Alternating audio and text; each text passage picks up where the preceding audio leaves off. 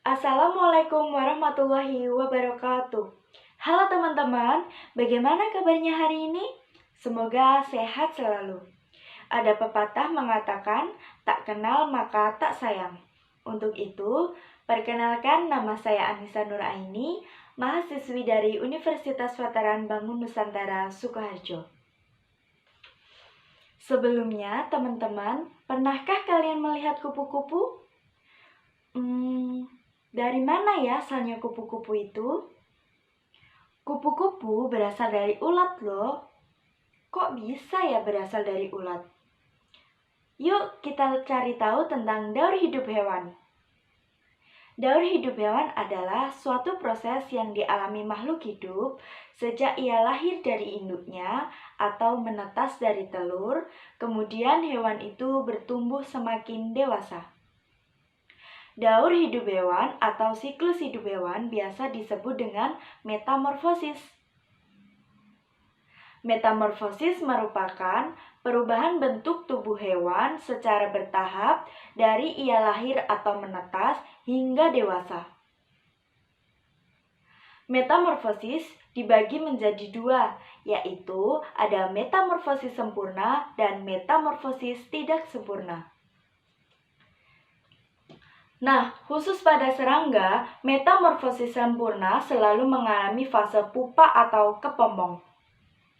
Berikut ada contoh-contoh hewan metamorfosis sempurna. Ada nyamuk, lalat, kupu-kupu, dan katak. Mari kita pelajari lebih dalam lagi. Yang pertama ada metamorfosis sempurna. Metamorfosis sempurna dialami oleh hewan yang sejak lahir bentuk tubuhnya berbeda dengan bentuk tubuh ketika ia dewasa. Kalian pasti masih berpikir tentang kok kupu-kupu bisa ya dari ulat? Bisa dong, yuk kita cari tahu siklus hidup kupu-kupu. Siklus hidup kupu-kupu dimulai dari telur. Kemudian telur menetas menjadi ulat. Ulat-ulat ini memakan dedaunan dan bertumbuh menjadi besar. Kemudian ulat ini berubah menjadi kepompong melalui air liurnya yang akan mengeras, membentuk benang-benang untuk membungkus dirinya. Nah, ketika ulat menjadi kepompong, ulat ini tidak makan loh. Walaupun tidak makan, ulat tidak akan mati. Nah, pada fase kepompong berlangsung kurang lebih 12 hari. Kemudian perlahan tubuh ulat keluar dari kepompong dan berubah bentuknya menjadi lebih indah, yaitu menjadi kupu-kupu. Bagaimana? Sekarang sudah mengerti kan siklus hidup kupu-kupu? Yang kedua ada metamorfosis tidak sempurna. Metamorfosis tidak sempurna dialami oleh hewan yang sedari lahir bentuk tubuhnya mirip dengan bentuk tubuh ketika ia dewasa. Tetapi ada beberapa bagian yang belum lengkap, contohnya pada bagian sayapnya. Nah, ada contoh hewan kecoa, belalang, jangkrik, dan lainnya. Kita akan pelajari siklus hidup kecoa. Siklus hidup kecoa dimulai dari telur, kemudian telur berubah menjadi nimfa melalui transplantasi kulit nimfa.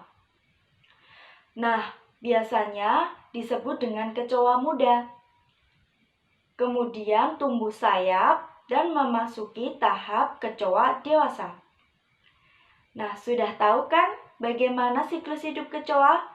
Kenapa disebut dengan metamorfosis tidak sempurna? Karena hanya mengalami 3 tahapan, yaitu bertelur, kemudian menjadi kecoa muda, dan terakhir kecoa dewasa. Bagaimana? Apakah sudah paham tentang daur hidup hewan? Nah, dengan belajar daur hidup hewan, kita jadi tahu tentang adanya metamorfosis sempurna dan adanya metamorfosis tidak sempurna, dan contoh-contoh hewan, serta mengetahui siklus hidup hewan. Tetap semangat belajar ya, cari tahu tentang siklus hidup hewan lainnya, agar lebih paham tentang materi daur hidup. Pesan kakak, tetap jaga kesehatan, minum air putih yang banyak, tetap patuhi protokol kesehatan di masa pandemi saat ini. Kurang lebihnya mohon maaf. Wassalamualaikum warahmatullahi wabarakatuh. Sampai jumpa.